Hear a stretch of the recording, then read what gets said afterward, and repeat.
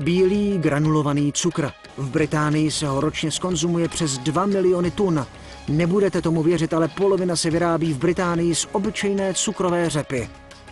Cukrová řepa, příbuzná oblíbené červené řepy, roste ze semen.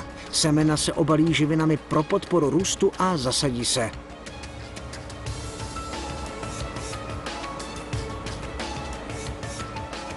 O 80 dní později máme tento výsledek. Rostliny dozrávají na slunci. Řepa i ostatní rostliny roste díky procesu fotosyntézy. Listy pohlcují sluneční paprsky a jejich přeměnou na chemickou energii produkují glukózu a kyslík.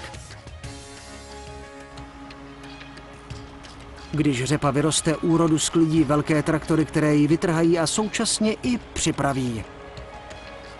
Nejprve se odstraní chrást. Pro výrobu cukru se nehodí a tak se odřízne. Poté je možné vykopat ze země bulvy a pozbírat je kombajnem.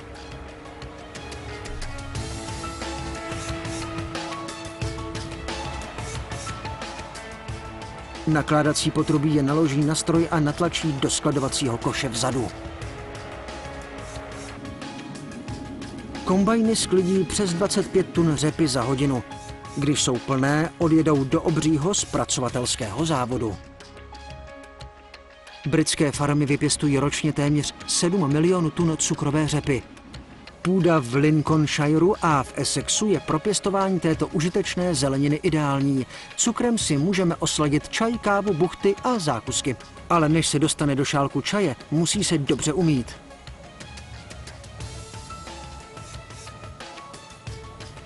Na druhé straně vyjedou čerstvě oškrabané bulvy připravené na přeměnu.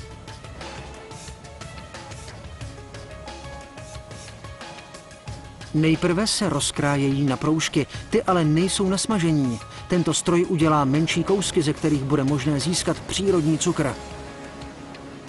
Do těchto obřích kotlů se nasypou tuny řepných proužků a poté se pustí do práce horká voda.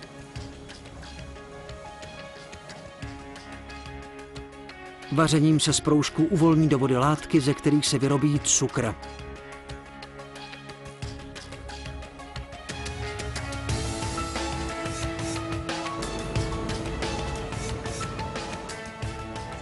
Zbylé proužky nepřijdou na zmar. Slisují se a využijí jako krmivo pro domácí mazlíčky. V oblibě je mají zejména králíci.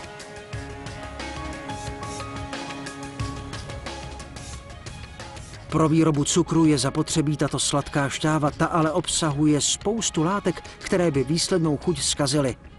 Vyčistíme ji tak, že přidáme vodu z vápna, která odstraní nežádoucí materiál.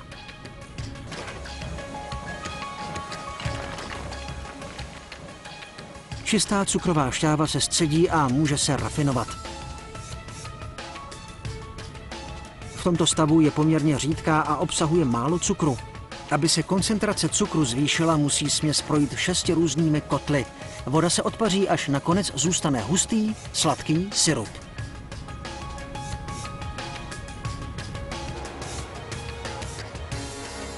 Cukrový sirup má tmavou hnědou barvu a vypadá jako zpěněné čokoládové mléko. Teď se musí opět povařit při velmi nízkém tlaku. Tímto finálním procesem vaření vzniknou v tekutině krystaly a ty už dobře známe. Krystalový cukr se roztočí v odstředivce. Hnědá tekutina se odstraní a zůstanou bílé krystaly, které stačí schrábnout.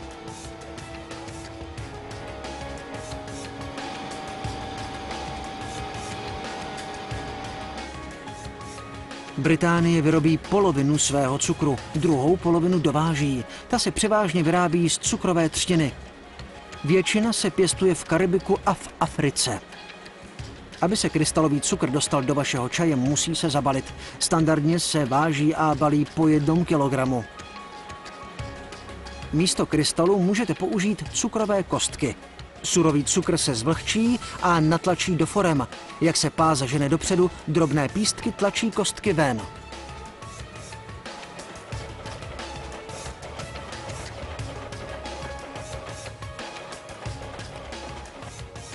Kostky se poskládají do krabice a můžou se dopravit do cukřenek a čajoven po celé Británii. Takže díky příbuzné červené řepy a díky náročné práci si můžete vychutnat sladký šálek horkého čaje. Věděli jste, že v běžném 1 kilogramovém pytlíku cukru je odhadem přes 5 milionů cukrových krystalů?